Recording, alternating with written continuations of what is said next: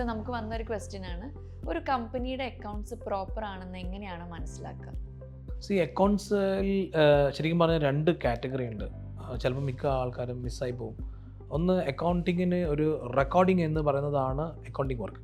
നമ്മൾ ഈ പറയുന്ന ട്രാൻസാക്ഷൻസൊക്കെ പ്രോപ്പറായിട്ട് റെക്കോർഡ് ചെയ്യാം. അതായത് ഇൻകം ടാക്സും TDS ഉം GSTയും അക്കൗണ്ടിങ് സ്റ്റാൻഡേർഡും ഇതൊക്കെ കംപ്ലൈ ചെയ്തുകൊണ്ടുകൂടി നമ്മൾ റെക്കോർഡ് ചെയ്യുന്നു. അതൊരു ലിമിറ്റ്. ഒരു ഓണ്ടർപ്രണർക്ക് സത്യം പറഞ്ഞാൽ വേണ്ടത് ഈ പറയുന്ന റെക്കോർഡ് ചെയ്ത ട്രാൻസാക്ഷൻ റിപ്പോർട്ട് ഫോർമാറ്റിൽ അയാൾക്ക് വായിച്ചാൽ മനസ്സിലാകുന്ന ഫോർമാറ്റിലേക്ക് മാറണം. അൺഫോർച്ചുനേറ്റ്ലി ഇവിടെ ആരും റിപ്പോർട്ടിംഗ് നടക്കുന്നില്ല.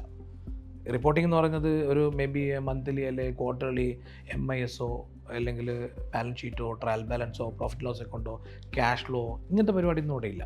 കാര്യം കൂടുതലും എല്ലാവരും ഫോക്കസ് ചെയ്യുന്നത് ഇത് റെക്കോർഡിങ്ങിലേക്കും TDS റിട്ടേൺ ഫയൽ ചെയ്യണം, GST റിട്ടേൺ ഫയൽ ചെയ്യണം. അത് കംപ്ലീറ്റ്ലി റെക്കോർഡിംഗ് ട്രാൻസാക്ഷൻസ് ആണ്.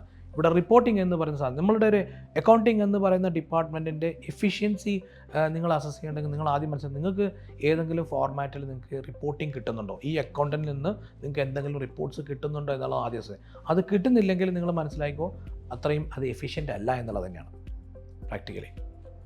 Fintaxman, the mentor your business needs.